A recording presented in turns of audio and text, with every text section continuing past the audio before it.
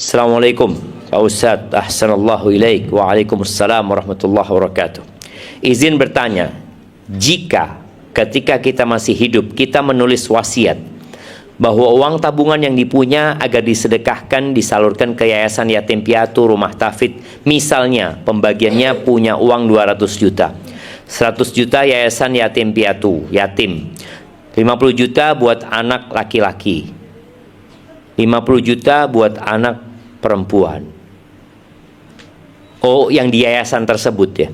Pertanyaannya, bolehkah kita membagi seperti itu atau uang kita harus diatur sesuai syariat?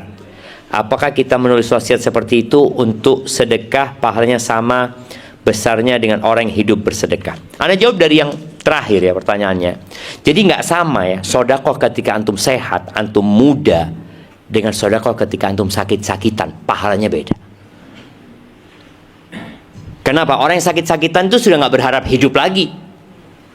Maka kata Nabi SAW, anta saddaqa wa anta sahihun syahih.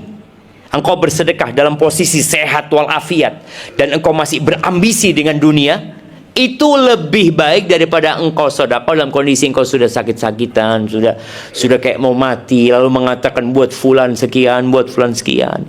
Karena dia merasa kayaknya sudah mau mati gitu. Sedangkan orang yang berambisi dunia itu masih cinta sama hartanya. Makanya mungkin ibu-ibu pernah dengar cerita yang di Australia ada muslim yang mensedekahkan semua hartanya. Siapa namanya? Ali Banat.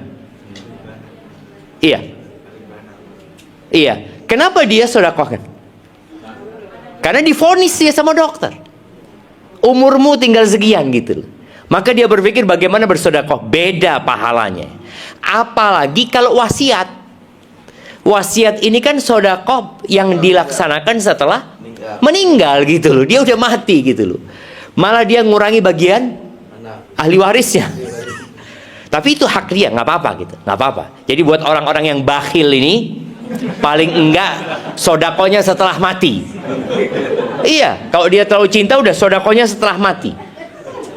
Nah, dan untuk sedekah wasiat ini yang diperbolehkan itu hanya 1/3 maksimal dari semua hartanya, bukan tabungannya ya, dari semua hartanya.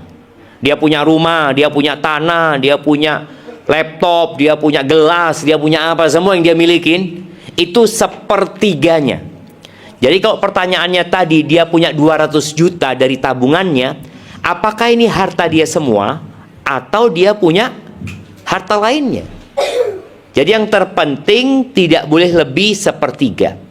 Boleh lebih 1/3 asalkan ahli waris ridho, karena itu hartanya milik ahli waris. Lu Ustaz, anak kan yang kerja, yang capek, ya udah sedekahkan sebelum mati. Jadi bebas. Orang kalau sebelum sakit-sakitan, sebelum mati ya, dia mau sedekah, mamanya rumah ini dia hibahkan, anaknya nggak bisa nuntut. Karena dia masih dalam kondisi sehat. Ini miliknya abah gitu loh. Abah yang bangun, abah yang beli, abah mewakafkan. Boleh. Tapi kalau sudah mati, itu jatuh jadi milik ahli waris. Jadi nilai sedekahnya berbeda jemaah, antara orang yang bersedekah dalam kondisi tadi sekaratul maut ya, mau mati, dengan orang yang sedekah dalam kondisi sehat walafiat.